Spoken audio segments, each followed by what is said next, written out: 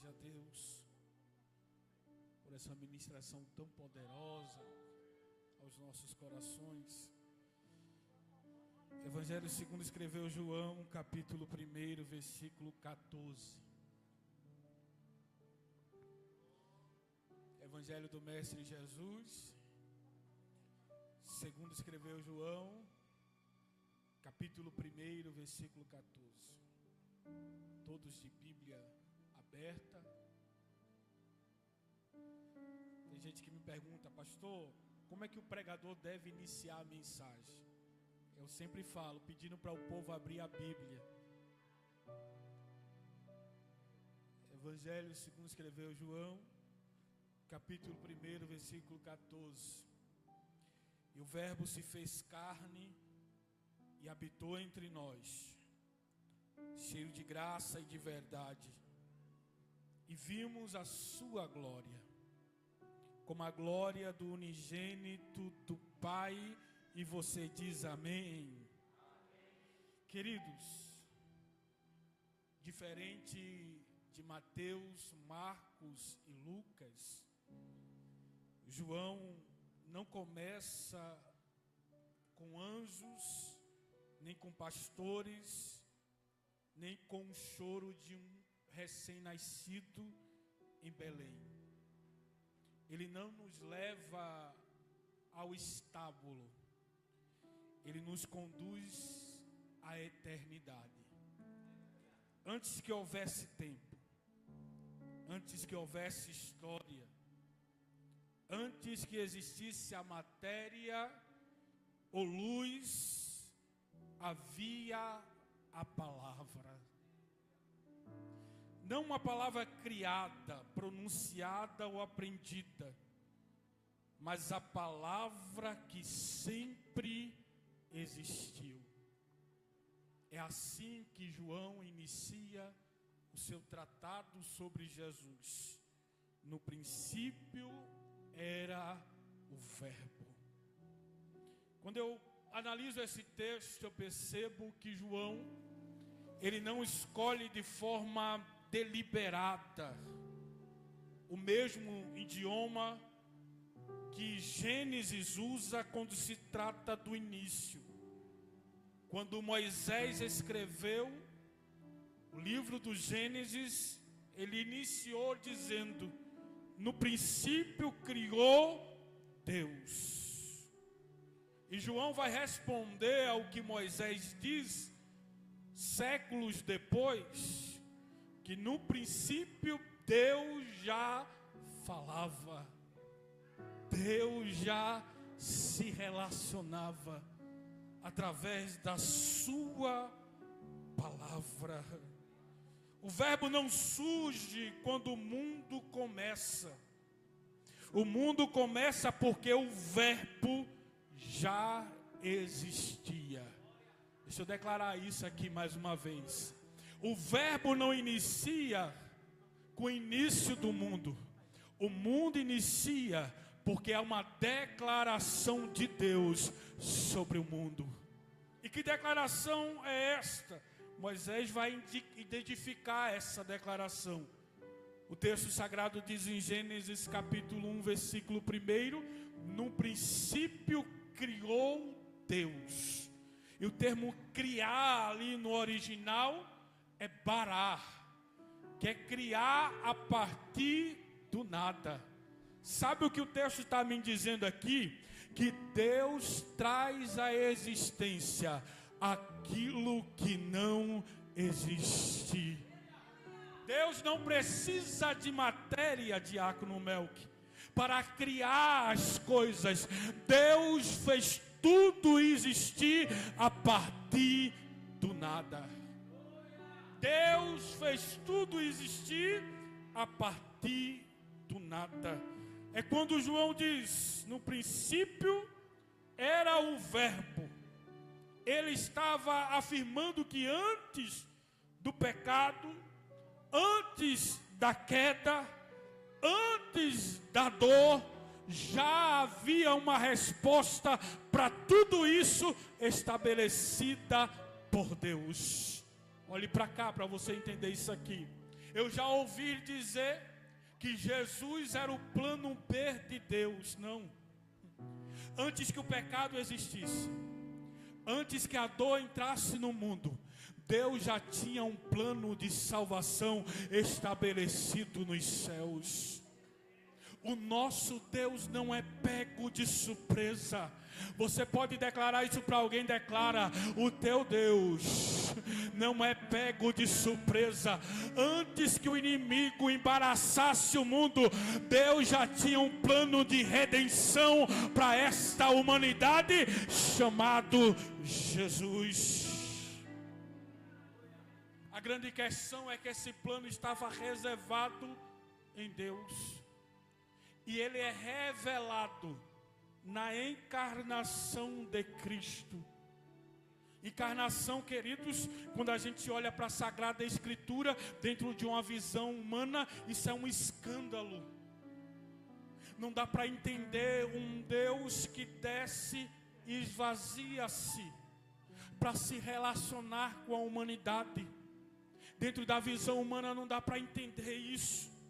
E eu acho interessante que quando João usa o termo que o verbo se fez carne, ele poderia muito bem usar o termo antropos no grego, que quer dizer que Deus se vestiu de humanidade, mas ele usa o termo saxe para dizer que o Deus Todo-Poderoso não apenas se vestiu de humanidade, mas também se vestiu com as mesmas fragilidades da humanidade. Era como se João dissesse: não bastou para Deus ser semelhante aos homens, ele teve que experimentar as mesmas dores e agonias que o homem enfrenta. Irmão, eu não estou falando de um Deus que apenas veste a humanidade. Saxe no grego é a humanidade frágil, vulnerável, exposta à dor, sujeita à morte. João está dizendo que Jesus, ele assumiu a condição humana de ser vulnerável às mesmas dores que a gente tem. Já imaginou isso? Quando João ele está narrando a caminhada de Jesus para encontro da mulher samaritana, João capítulo 4, versículo 6, o texto sagrado diz: e Jesus, cansado da viagem, assentou-se junto à fonte. João está identificando a humanidade frágil de Jesus, frágil ao ponto de se cansar, frágil ao ponto de estar cansado. Sabe o que eu vejo aqui? A eternidade experimentou por um momento a exaustão física, o cansaço físico. Imagine comigo, o Deus Todo-Poderoso, Criador de todas as coisas, aquele que o texto sagrado diz que a terra é o escabelo dos seus pés. O que é escabelo, pastor? É o banquinho que faz os seus pés descansar. Aquele que diz que o oceano para ele é uma gota e que ele pega todas as baleias e põe na palma da mão. Aquele que diz que ele conhece todas as estrelas e chama pelo nome. Esse Deus Todo-Poderoso, antes de se encontrar com a mulher samaritana, está cansado, está fadigado,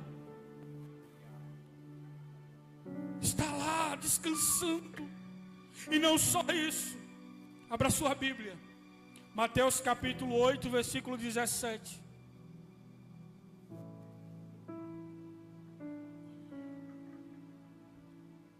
Mateus capítulo 8, versículo 17, uma referência à mensagem de Isaías. O texto sagrado diz assim: para que se cumprisse o que fora dito pelo profeta Isaías, ele tomou sobre si as nossas o que, igreja? Enfermidade, e levou as nossas doenças estava sobre ele. Enfermidade e doenças. O escândalo maior da encarnação de Jesus é que quando a gente olha para o Cristo, mesmo sendo onisciente, onipotente, todo-poderoso, conhecendo todas as coisas, ele teve que se submeter ao processo de aprender tudo passo a passo. Quer ver? Abra a Bíblia. Evangelho segundo escreveu o Dr. Lucas, capítulo 2, versículo 25. O texto sagrado diz assim: crescia Jesus em sabedoria, estatura e graça. Vou repetir de novo.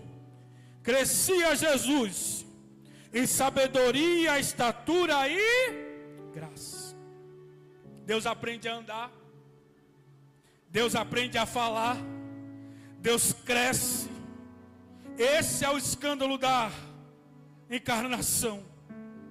A onisciência encarnada teve que aprender passo a passo, teve que crescer, teve que passar por um processo. Não só isso, abra a sua Bíblia, Hebreus capítulo 5, versículo 8. Hebreus capítulo 5, versículo 8.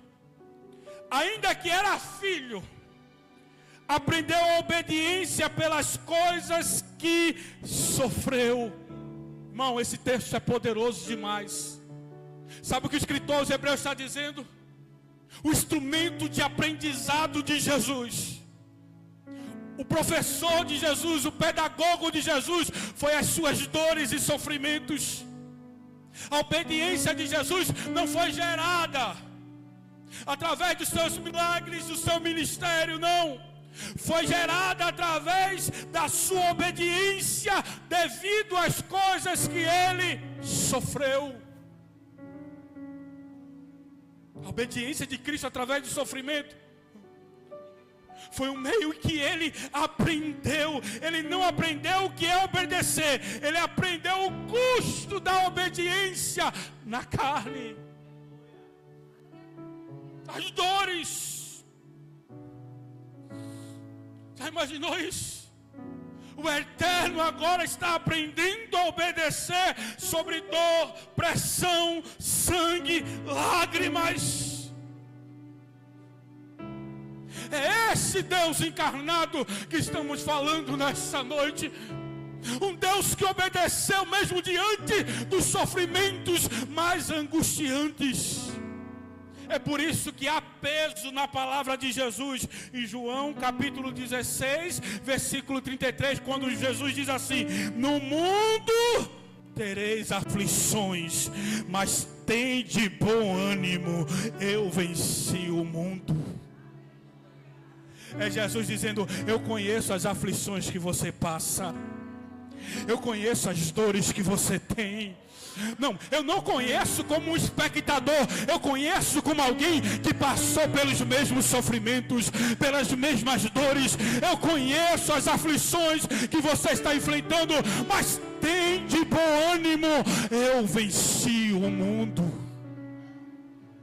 Você pode declarar para alguém: tem bom ânimo, Jesus já venceu, e o próximo a vencer será você.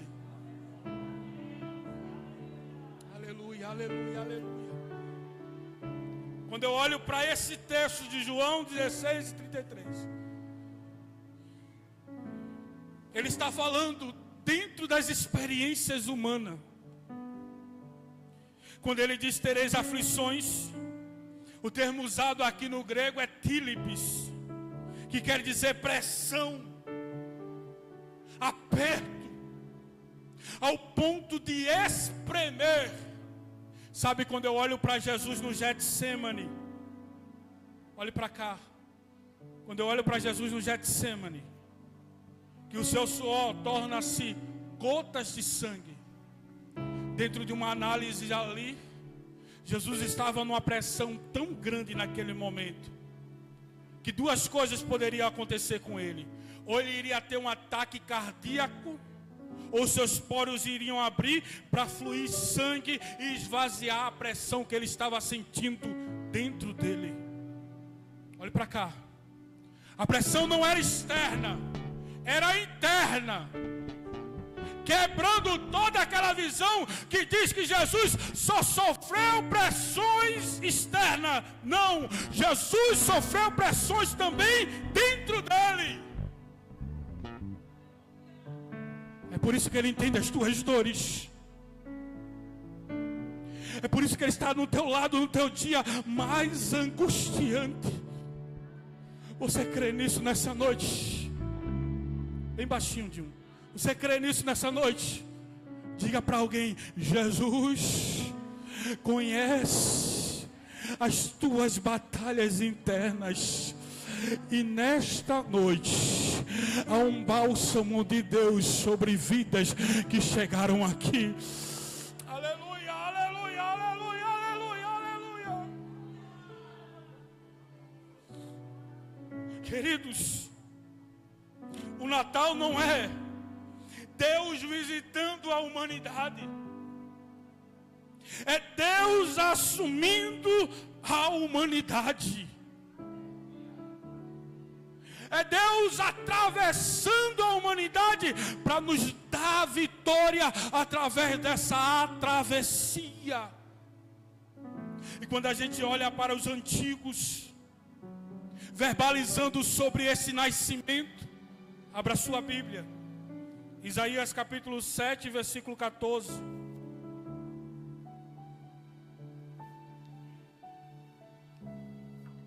O profeta Isaías, olhando para o futuro, ele declara: a virgem conceberá e dará à luz um filho, e lhe chamarás o que, igreja? O que, igreja? Abra a Bíblia. Emanuel. Deixa eu lhe dizer uma coisa. Isaías não profetiza em dias de paz, mas em um cenário de ameaça, instabilidade política e pânico nacional. Judá estava cercada pelos inimigos. Se você abrir a sua Bíblia em Isaías 7:2, o rei Acais estava tremendo de medo da ameaça dos inimigos. É nesse momento que Isaías é tomado como boca profética e diz: Deus mesmo nos dará um sinal. É Deus falando através de Isaías para Acais. Acais, os inimigos podem ser mais fortes, podem ser mais numerosos, mas existe uma promessa sobre esse povo que o inimigo não pode ofuscar essa promessa. Não, vou de novo. O inimigo não pode ofuscar essa promessa. Você não está de pé por causa das tuas ferramentas, por causa das tuas estratégias. É porque é uma promessa sobre a tua vida, a qual o inimigo não pode paralisar. Você crê nisso nessa noite? Levante a mão para os céus em nome de Jesus, porque assim diz o Senhor sobre a tua casa, sobre a tua vida: nenhuma ameaça vai impedir aquilo que eu tenho para a tua vida.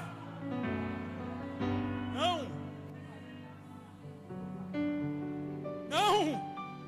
Isaías está profetizando sobre o Messias justamente para mostrar a Acais: não se preocupa, existe uma promessa sobre este lugar, existe uma promessa sobre este povo, e o Senhor mesmo vos dá um sinal dessa promessa. Que sinal é esse, pastor? Paulo responde em Gálatas capítulo 4, versículo 4: quando chegou a plenitude do tempo, Deus enviou seu filho, nascido de mulher. Oh, irmão, sabe qual é o sinal que está no nosso meio aqui essa noite? Que nós não seremos destruídos. É a presença de Jesus. aquele que nasceu, morreu, mas ressuscitou e está presente aqui nesta noite. Pega na mão de alguém aí nessa noite e diz: Jesus é o teu maior segredo.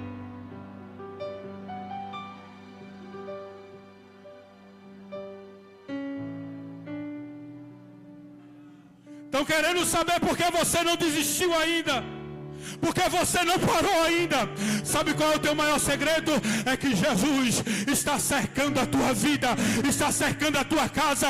Todas as vezes que o inimigo se apresenta para destruir o nascido de mulher, diz: aqui você não toca, aqui você não mexe, é propriedade minha, está protegido pelo meu sangue.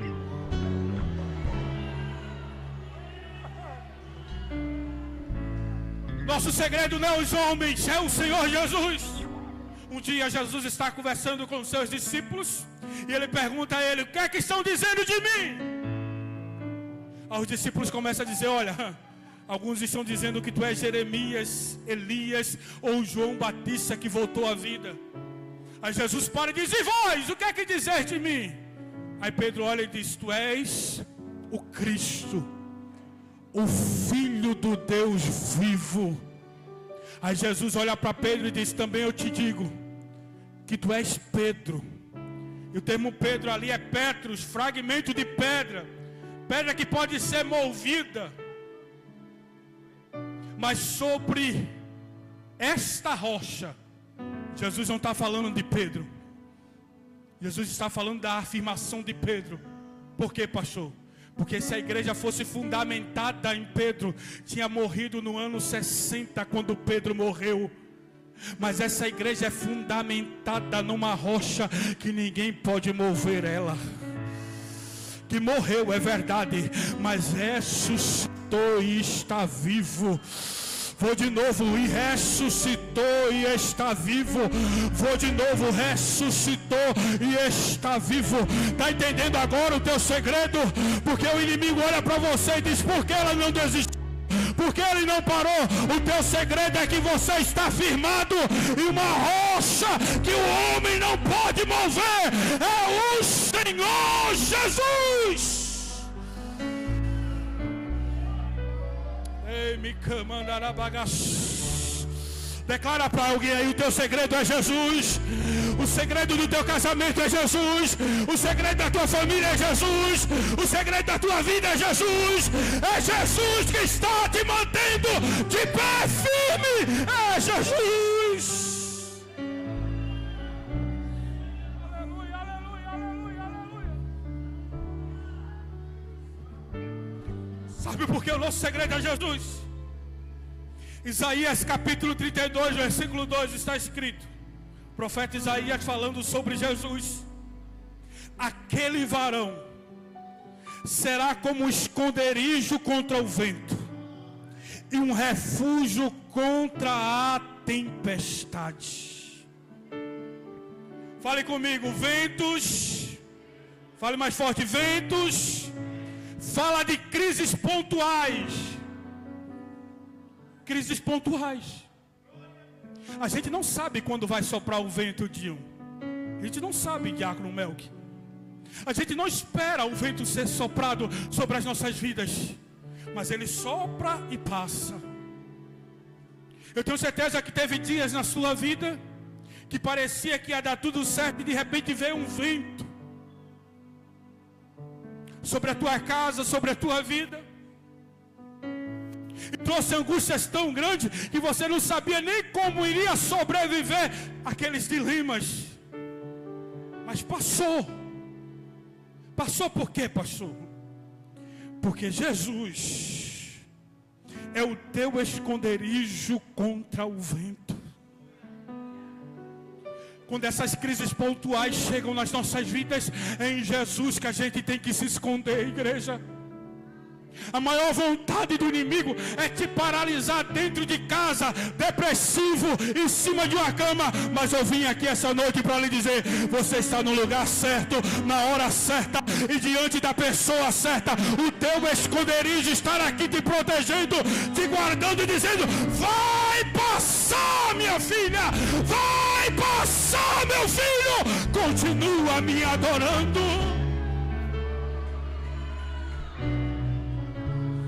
Você consegue adorar nesse vento? Não vou perguntar de novo. Você consegue adorar nesse vento? Abre a boca para adorar isso. O inimigo quer te ver calado e você enfrentando esse vento, mas você não depende das circunstâncias. Você é adorador, independente da circunstância. Diga para alguém aí: vai passar. Diga mais forte: vai passar.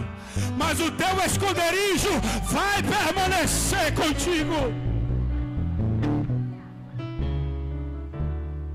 Vento fala de coisas passageiras e pontuais. Só que tempestade é crise prolongada. É diferente de vento. Vento, quando vem, passa. Tempestade, ela fica. Não é assim lutas nas nossas vidas, às vezes? Não é, irmã Ana? Às vezes passa um dia, 2 dias, um mês, e a gente está naquele mesmo processo. Parece que nada vai mudar, nada vai acontecer. Mas eu vim aqui essa noite para lhe dizer: Jesus é um refúgio contra a tempestade. Pastor, qual é a diferença de esconderijo para refúgio?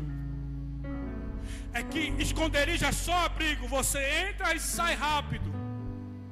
Refúgio é lugar de socorro e de provisão.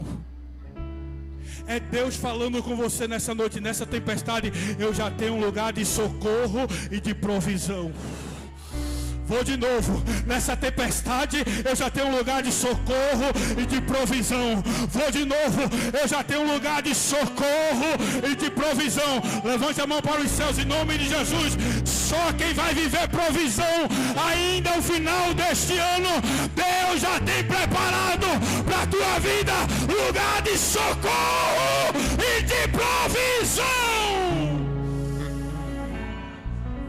Profetiza para alguém aí: tem provisão na tua casa hoje.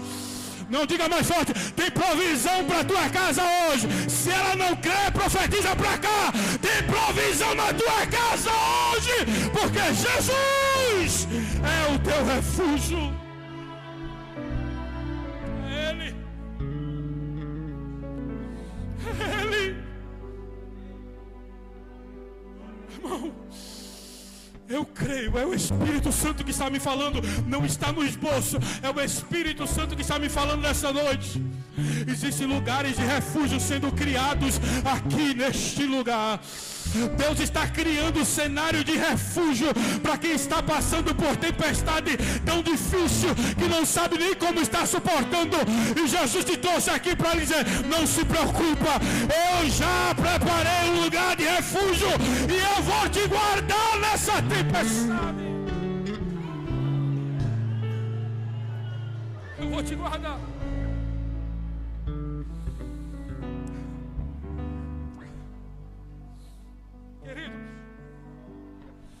A questão não é se haverá tempestade. A mensagem é: existe um abrigo nessa tempestade. E esse abrigo tem nome. Eu vou de novo: e esse abrigo tem nome. Ele está presente aqui neste lugar. Ei, me camandarabagaço. Eu estou sentindo vidas sendo tocadas por essa presença aqui.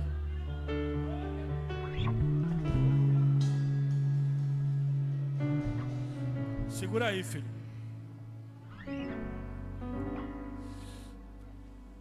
Sabe o que Jesus vai declarar para os seus discípulos?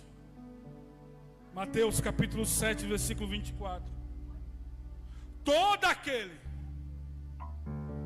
que ouve essas minhas palavras e as praticam é comparado ao homem prudente que edificou a sua casa sobre a rocha. Ô irmão, esse texto é tão poderoso.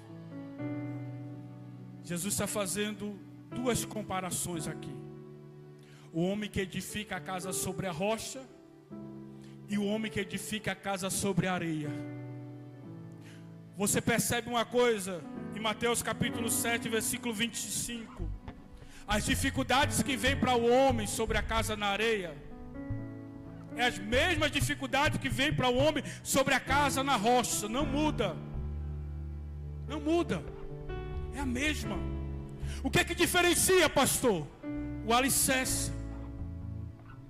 O alicerce é o diferencial, porque um edificou a sua casa sobre a rocha. Diga comigo, diga mais forte, edificou a sua casa sobre a rocha. Quando a gente analisa esse texto com a nossa perspectiva ocidental, a gente pensa em uma casa e uma rocha exposta, não é isso? Mas na cultura oriental, a casa era edificada sobre a rocha, mas a rocha ficava totalmente oculta, porque era necessário cavar para encontrar a rocha e depois construir a casa. O alicerce da casa é no secreto. Eu vou de novo. O alicerce da casa é no secreto. Tem crente pensando que Deus vai abençoar ele por aquilo que ele é na coletividade. E Deus está olhando para nós e perguntando nessa noite: onde está o nosso secreto? Tem crente que pensa que Deus vai abençoar ele por aquilo que ele é no púlpito. E Deus está perguntando para nós nessa noite: onde está o nosso secreto? Deus está te dando ferramentas espirituais hoje para cavar no secreto. Isso é para quem crê hoje. Levante a mão para os céus em nome de Jesus. O inimigo olhou para você e disse: vou destruir, vou derrubar. Mas Deus te trouxe aqui para lhe dizer: se prepara, eu tenho ferramenta para a sua vida que estão sendo liberadas no teu secreto. Pode cavar nessa noite que a estrutura já está disponível.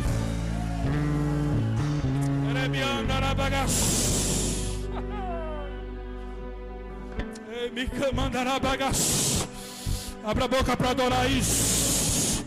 Abra a boca para adorar isso. Há uma presença te envolvendo aqui essa noite. Não é esse vento contrário que vai te derrubar. Não é essa tempestade que vai te derrubar. O Senhor Jesus te trouxe aqui para lhe dizer: filha, filho, você tem secreto.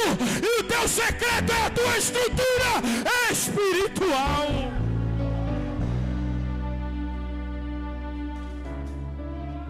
Eu acho linda a forma como Deus trabalha. Eu estava estudando essa mensagem e Deus estava falando comigo: secreto, secreto, secreto. Deus usou Hortência aqui: secreto. Sabe por quê? Secreto é o lugar onde o Pai nos encontra. Jesus falou para os seus discípulos: quando orares, fecha a tua porta, e o teu Pai que está no secreto, não é você que vai encontrar Ele, Ele já está lá no secreto. O teu Pai que está no secreto te encontrará. Deus está despertando essa igreja para viver um tempo de oração e de profundidade espiritual.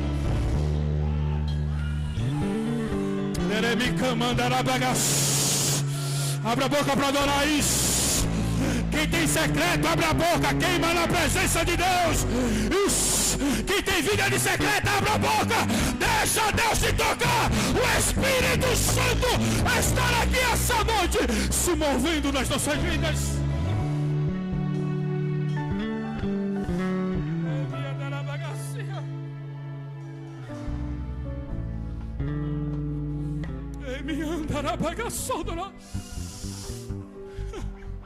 Irmãos, Deus está preparando crentes aqui, isso é profético nessa noite. Deus está preparando o crente aqui para grandes cenários espirituais. Tem crente que estão enfrentando batalhas igual Davi estava. Por trás das ovelhas ninguém está vendo nada. Só que o gigante já está preparado, de pé. E Deus está dizendo que eu te treinei no secreto, tu vai usar agora diante de todo mundo. Levante a mão para receber esta palavra. O que eu te treinei no secreto, se prepara. Você vai usar diante de todos. E todos irão ver que a minha presença é contigo. Assim diz o Senhor.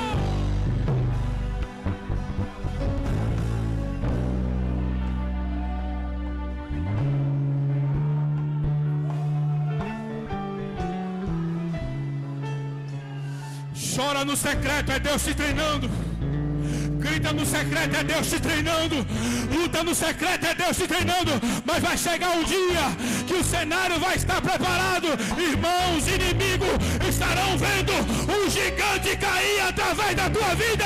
E eles irão dizer: verdadeiramente o Senhor é com ele.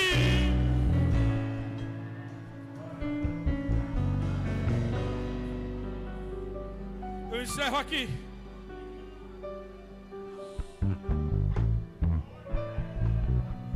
O nosso segredo é a presença dessa rocha que está no secreto.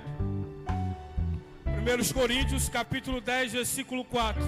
Paulo diz assim: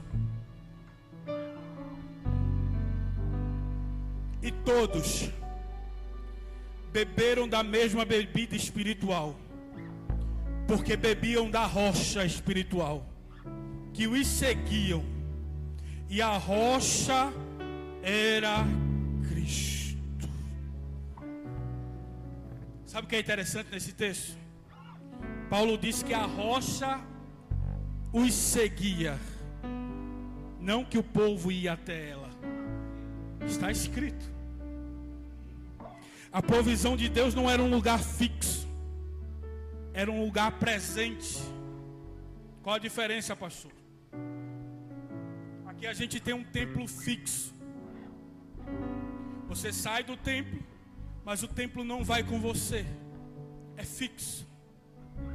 A rocha que caminhava com o povo no deserto não era fixa, era presente.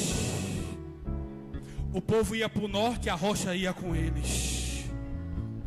O povo ia para o sul, tem crente que já pegou esse negócio. A rocha ia com ele. O povo avançava, a rocha estava perto. A presença de Jesus é assim, ela não é fixa, ela é presente. Você está caminhando, Ele está contigo. Você está andando, Ele está com você. Mas é o vale da sombra da morte, eu estarei contigo. Mas é nas dores, eu estarei contigo. Mas é quando todo mundo me abandonou, eu estarei contigo. E você vai beber desta rocha nessa noite. Isso é para quem crê. Levante a mão para os céus, abra a sua boca para adorar a rocha que está presente aqui nesse lugar.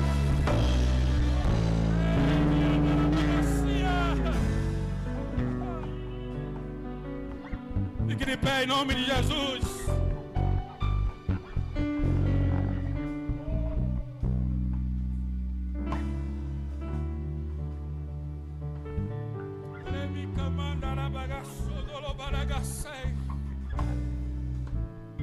Você pode pegar na mão de alguém?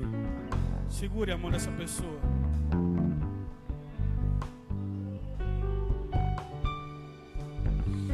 Você pode orar por essa pessoa nessa noite? Você pode orar por ela? Ministre sobre essa vida agora. Aquela rocha que caminhava com o povo no deserto, que era presente com o povo no deserto. Paulo diz que essa rocha é Cristo. E Cristo vai dizer dele mesmo: eis que estarei convosco todos os dias. Todos os dias. No dia mau, no dia bom, no vento, na tempestade, eu estarei convosco. Está sentindo a presença dele aqui essa noite? Abraça essa pessoa, abraça isso. E diz assim: não se preocupa, o Pai está te abraçando agora. Isso. Diga, o Pai está te abraçando agora. Isso. Receba o renovo que vem de Jesus agora. Isso. Toda enfermidade está sendo repreendida por essa presença agora. Isso. Eu sinto um ambiente de milagres nessa casa que o Senhor está liberando agora. Isso.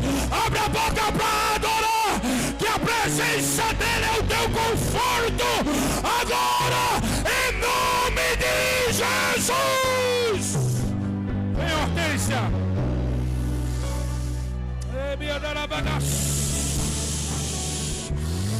Libera essa presença, isso. Libera essa presença, isso. Jesus está liberando cura na mente agora, isso. Há uma cura espiritual nessa casa, sabe por quê? Um menino nasceu, morreu, ressuscitou e está presente aqui conosco nessa noite.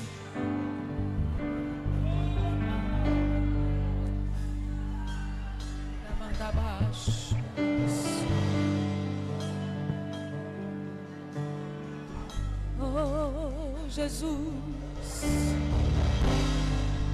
aleluia.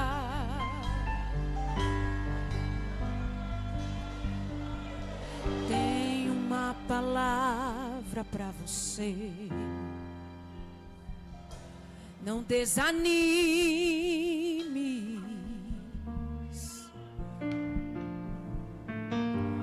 Tudo que você pediu a Deus já está vindo.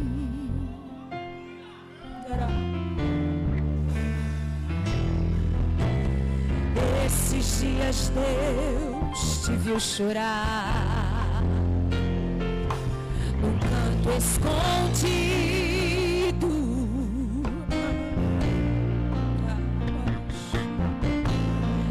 Você mal consegue a falar, eu só ouvia o teu gemido.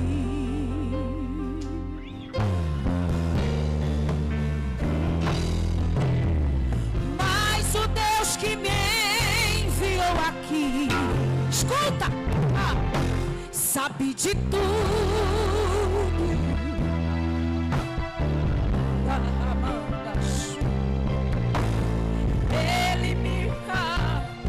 Fala que ele vai mudar seu rumo.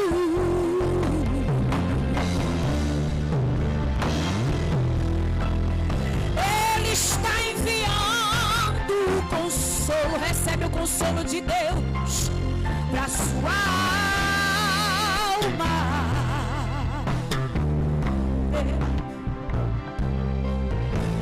Enxuga essas lágrimas no rosto e tenha calma. Sabe por quê? Vai passar. Eu sei que essa luta logo vai passar. Tá doendo, mas não vai querer. Deixa a esperança em você morrer. Você precisa crer. Vai chegar a solução para tudo que te acontecer. Você vai ter de volta o que você perdeu. Só não se desespere.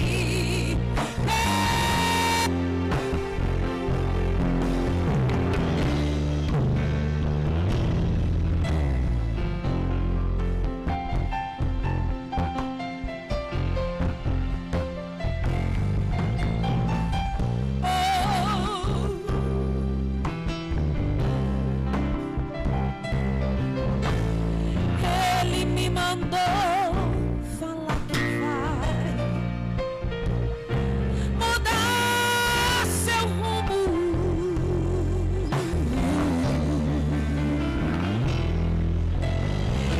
Ele está enviando consolo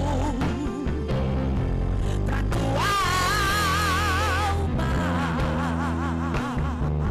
Oh filha, oh filho, enxuga essas lágrimas do rosto e tenha calma. Profetiza, vai passar.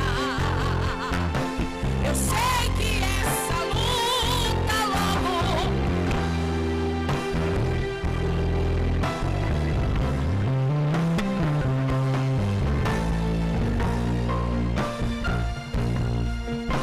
não deixa a esperança em você morrer. Você precisa crer. Vai chegar a solução para tudo que te acontecer. Você vai ter de volta o que você perdeu. Só não se desespere, pelo amor de Deus.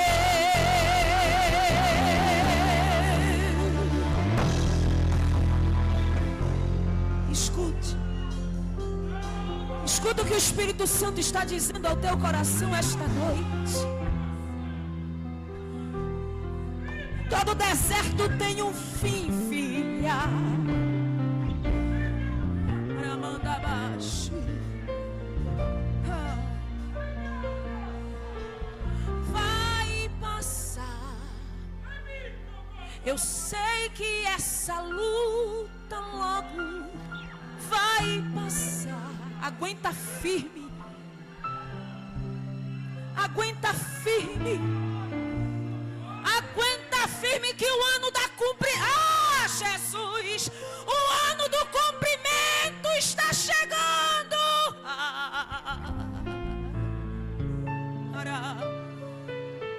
Vai chegar a solução para tudo que te acontecer.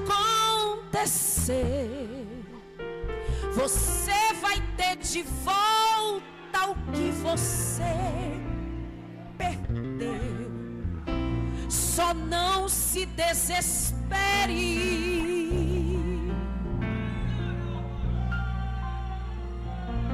Só não se desespere.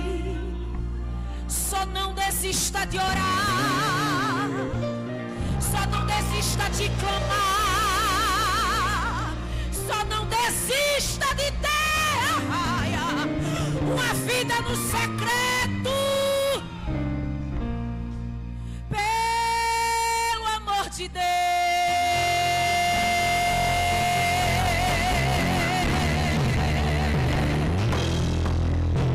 Vai passar.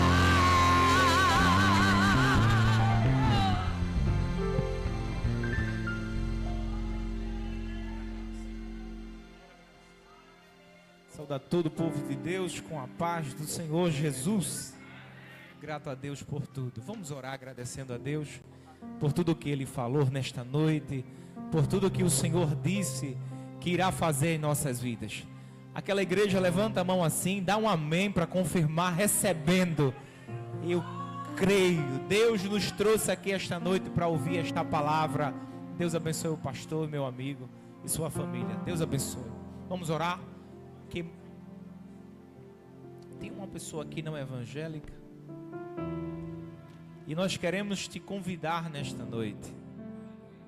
Queremos te convidar para que você possa desfrutar daquilo que você ainda não está desfrutando na sua totalidade.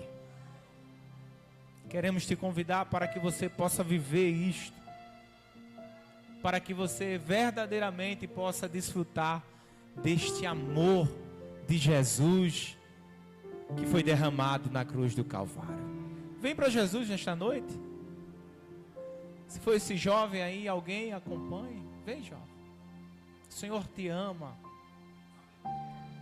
Ele tem um plano lindo para a tua vida. E eu posso te dizer que isso aqui não é conversa de pregador. O dono de tudo isso aqui. Aleluia. Ele te ama e tem um plano maravilhoso para executar na tua vida. Ele é o dono de tudo e criou tudo. E Ele te chama e te convida. Não perca esta oportunidade. Não deixe para amanhã o que se pode fazer agora. Não deixe para amanhã o que você pode decidir hoje. A mudança que pode iniciar na tua vida agora, neste exato momento, que o Espírito Santo de Deus, Ele quer entrar na tua vida e fazer morada. Vem para Jesus nesta noite. Vem para Jesus. Parente, aquela guerra e luta, os pensamentos, é você lutando nesta guerra espiritual. É por isso que, para que você entenda que existe, é real, é invisível, mas é real. Vem para Jesus nesta noite, jovem. O Senhor quer mudar a tua história. Por enquanto que nós estamos orando aqui, se você se decidir, nós iremos orar para a tua vida. Posso orar, pastor? Vamos orar? Que mais necessita de oração? Eu e minha família também. Não desistimos de você. Se você quiser, a gente vai orar por você. Querido Deus, eterno Pai, exaltamos o teu santo nome e bendizemos a ti nesta noite, agradecidos. Senhor, obrigado porque o Senhor nos conduziu a este lugar nesta noite. Queremos te agradecer, Pai, por tudo que o Senhor falou no nosso coração. E neste momento pedimos as tuas bênçãos sobre a vida de cada um desse que aqui está. Queremos abençoar, meu Pai, agora a ida de cada um dos teus filhos às suas casas. Que esta pedra, esta rocha que acompanhou o teu povo no deserto, também nos acompanhe agora em nossos lares, Deus. E nos abençoe e nos livre de todo mal. Também a nossa volta à nossa cidade, Pai. Abençoa, Deus, o pastor, o presidente desta igreja, como também um pastor local, com as tuas mãos estendidas sobre ele e todo o ministério da tua casa. Assim, Deus, sobre a vida dos músicos e cada ministério que aqui está. Que a tua bênção esteja sobre a vida de todos nós, para a honra e a glória do teu santo e poderoso nome. E a igreja diz: amém. Deus te abençoe. As vossas cabeças, estenda as vossas mãos. Eu quero louvar a Deus pela vida dos visitantes. Que Deus continue abençoando a todos, a você também que nos acompanhou. Que Deus continue abençoando a tua casa e a tua família. Estenda as vossas mãos. Que a graça do nosso Senhor Jesus Cristo, o grande amor de Deus Pai e as divinas consolações do Santo Espírito seja com todos, desde agora para todos sempre. Todos dizem: fale com o seu irmão e diga: Feliz Natal.